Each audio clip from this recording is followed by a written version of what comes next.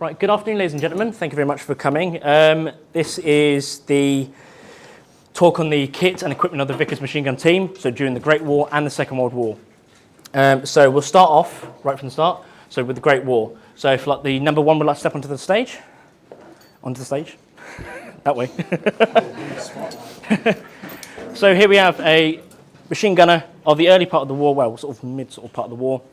He's got his 1905 cap on, standard service dress, 1905 service dress, puttees and boots. He's carrying the tripod for the Vickers machine gun. So you see it has it over his shoulders for ease of carry, and it can be quickly deployed. And we won't do that here in case we want to lose some of the furniture. But turn around again. So he's carrying his 1908 pattern webbing equipment, but this has been set up in pistol order.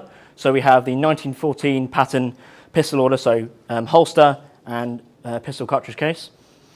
He also has his haversack on the back, I'll turn around again, which contains all his equipment and so forth. But he would be carrying, obviously, just mainly the tripod.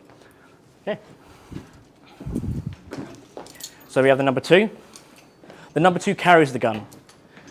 So the number two is carrying, as I said, he's carrying the gun. Also affixed to the gun is its sort of miniature tripod. It's for sort of very sort of quick deploy use, etc. But obviously it will go onto the main tripod itself. He's carrying again 1908 equipment in pistol order, obviously with his 1905 cap, puttees, boots, etc. He's also carrying the spare parts kit and the tool kit for the gun. He's got his mess tin on the back, his entrenching tool, his rain cape, his haversack on his hip, just for ease of use. Also gas equipment wise, he's also carrying his hood, his gas hood. Either PH, H, depending on which part of the war, and depending on the gas threat at the time. Turn around again. And that is the number two. So this is a member of the Machine Gun Corps at this point, which was formed in 1915. And number three. So we have a member of the Guards Machine Gun Corps, or regiment, or so forth. This is First Lifeguards. I'll just turn to the side. So obviously the Lifeguards are a cavalry regiment. At one point when they adopted the machine guns, obviously he has his cavalry equipment on. So this is the 1903 cavalry equipment. There is a 1903 infantry version. This is the cavalry one. He has extra bandoliers on his back. He's also carrying the haversack, which he's been able to throw over his back and carry it there. He's also carrying the condenser hose and ammunition, as well as his own personal equipment, pistol order, etc. Also has a steel helmet. So around about late 1915, the steel helmet begins to sort of almost like a trench stores kind of thing. It gets issued to guys in the line. Later in the war, around 1916 onwards, it becomes a general service issue and you want all times in the front line. So the steel helmet, and we have the puttees and boots, etc. Thank you. Next up, so we have the number four. So standard pistol order, sometimes depending in what use, maybe just carrying standard infantry equipment, but in pistol order in this sense, this is Mesopotamia. So the British Army and its empire was fighting all over the world. The Mesopotamian front was no different as well. So he has his pith helmet, Wolseley pith helmet, and light order, he has his wool flannel shirt, shorts, puttees rolled up over his socks, and all his boots as well. He's also carrying ammunition for the gun itself. Thank you very much. Now we have the number five. Again, these sort of roles, if not number six, will like to come up as well, actually. Obviously, these roles, as well as the number four, is carrying ammunition for the gun. The gun needs to be fed with ammunition regularly. These containers contain 250 rounds of ammunition, and constant flow of ammunition will be brought forward, as well as water, obviously to keep the gun cool, well, to stop it going over boiling point in that sort of sense. They also carry their weapons, their rifles. Gentleman on the far side is wearing early war uniform of the Dorset Regiment, about India, 1913-14, carrying the 1903 infantry equipment. So this was a bandolier and a belt, all in leather, which was later replaced by the 1908, which you see here in its full form. Obviously here as well with later gas equipment on this gentleman, his small box respirator, also with all the accoutrements of that sort of nature, his bayonet, etc., and his helmet. Oh, thank you very much, guys. If I miss anything, please let me know. So now we move on to the Second World War. So the Machine Gun Corps, I said, was formed in 1915. The disbandment was in 1922, so it wasn't overly long-lived. But the machine guns carried on in British service right up until 1968. But during the Second World War, the machine guns were formed into machine gun battalions.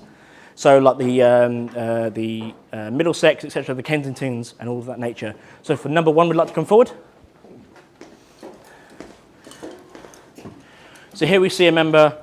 So we have a number 1 gunner carrying the tripod, as like in with the First World War, but also carrying the dial sight.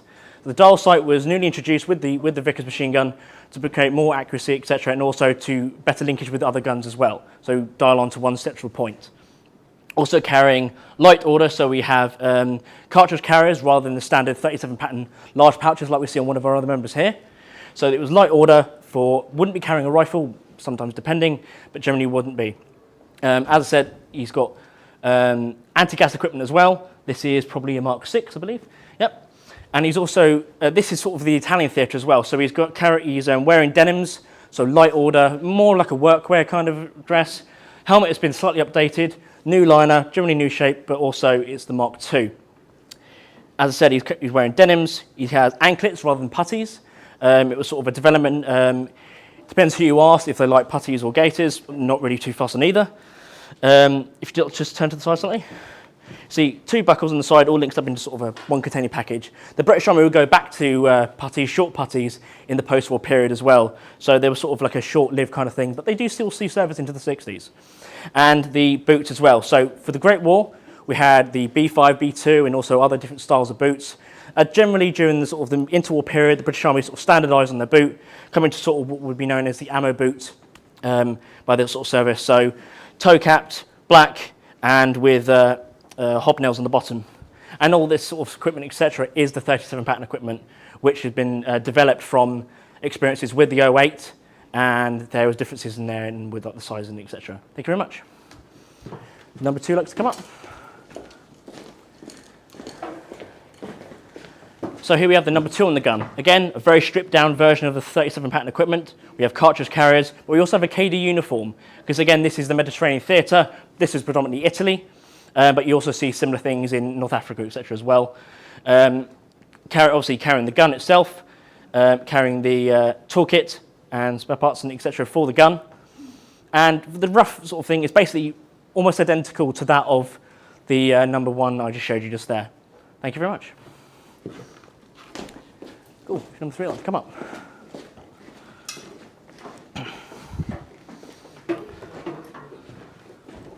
So this is the number 3. So this is quite prominent of the early war period in the Second World War. So the BEF, around 1939-40, with a new uniform, as sort of seen similar with the denims we saw, but also a very much sort of step forward from what they had during the Great War, i.e. with service dress. So we have a short-waisted battle dress blouse and high-waisted trousers, taken off sort of the ski wear sort of the 30s, but also it's much more sort of somewhat tailored in the sort of design, much more utilitarian in that example as well. Obviously, with the early war equipment, it's all in like a light pea green with the 37 pattern webbing. Again, cartridge carriers, haversack. Just turned. So it's 37 pattern haversack, which is larger than that of the haversack during the Great War. Also, being early war as well, he has his anti-gas cape, or his gas cape, high on the shoulders, for easily deployed. If he deploys one of the strings, it will then fall down and he's able to cover himself very easily. Also, on his arm, he's carrying a gas brassard as well. So the brassard itself changes colour when gas is in the air. Any droplets fall on it, it will change colour. And obviously his standard gas equipment in the front as well. As a number 3 on the gun, he's also carrying ammunition, the condenser and the condenser hose as well to support the gun. And his job is, as well as the number 4 on the gun, to keep the ammunition coming forward as did during the First World War. As you can see as well, the team in the Second World War is a lot smaller because the army had become more mechanised. So there's no need for a volume of guys to be with one gun. The duty of bringing more ammunition up more quickly and easily was done by the mechanisation with the Bren gun carriers, or the universal carriers I should say, as well as the vehicle motorised transport that will bring ammunition up to the firing line or the gun line itself. As I said, all roughly basically similar to that of the other guys I've just showed you as well. Also he's carrying his rifle, his helmet, etc. Thank you very much. And again, the number 4.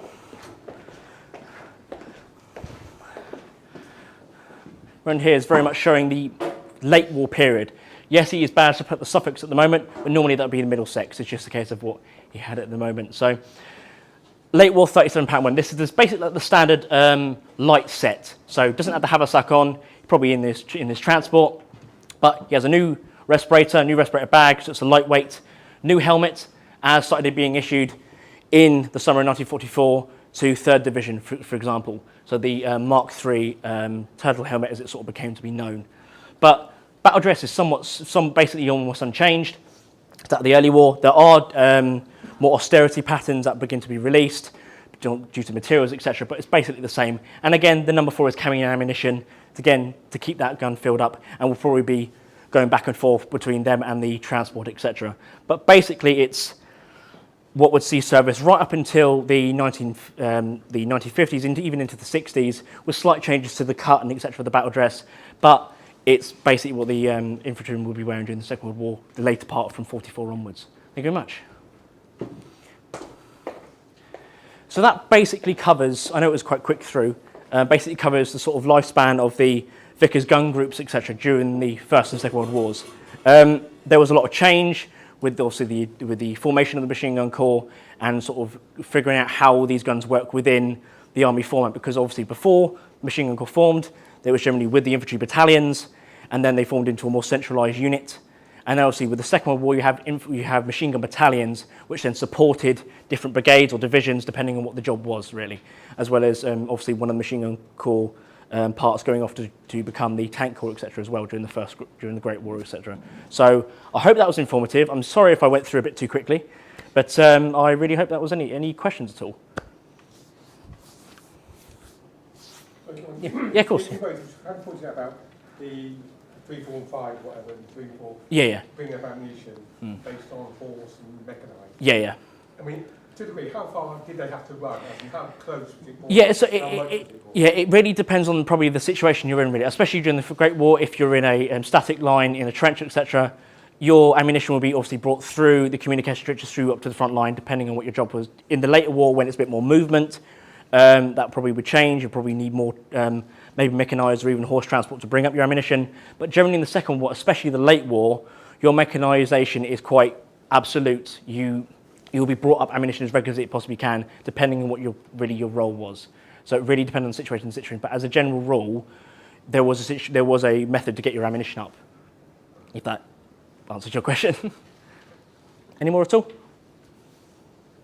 there any breakouts of the First World War where the Vickers machine guns that lived like crews were able to get to the action before any heavier equipment? I'm not entirely sure. That's probably something you'll have to probably ask my lovely colleague Richard Fisher about. He's much more knowledgeable on that thing than me. We can try. Yeah. Yes, they did. So where not necessarily put some machine guns in the offence to go forward and consolidate and prepare for the offence. So the machine guns move forward quite quickly. They're not necessarily going to get there before individual riflemen or normal infantry units, but they're certainly going to get there with more strength in many cases. So they would be moving forward, they would be moving over the same terrain. And Jake pointed out the small tripod on the gun carried by the number 2 on the gun there, so on the First World War gun. It's one of those things that it means that you can get the gun into action without having to wait for the rest of the group. And you can get it into action very, very quickly. So you can almost fight it.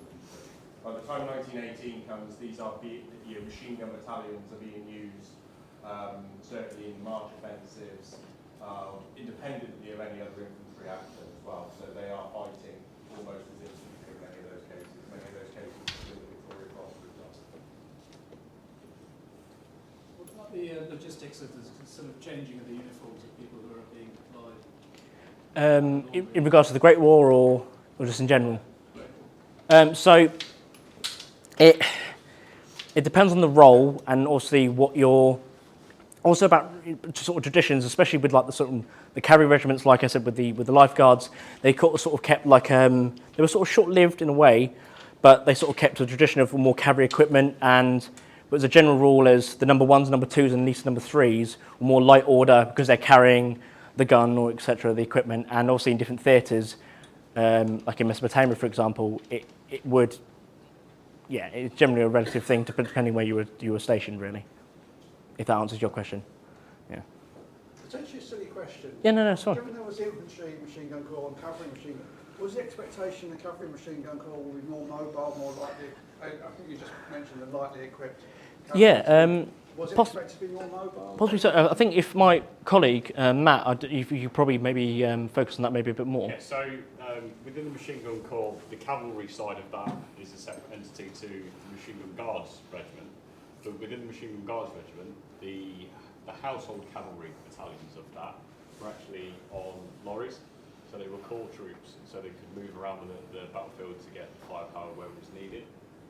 So there was expectation. Yes, so mobility on yeah, cavalry corps. being on vehicles, it could move a lot easier than being on foot. Thank you. Anything else at all? Or? I think that's good. Thank you so much for coming to this sort. Again, it's been a bit more speedy. I think it's getting quite warm in here, so especially for these guys carrying all this kit. So I really, really appreciate it, and thank you very much. Thank you.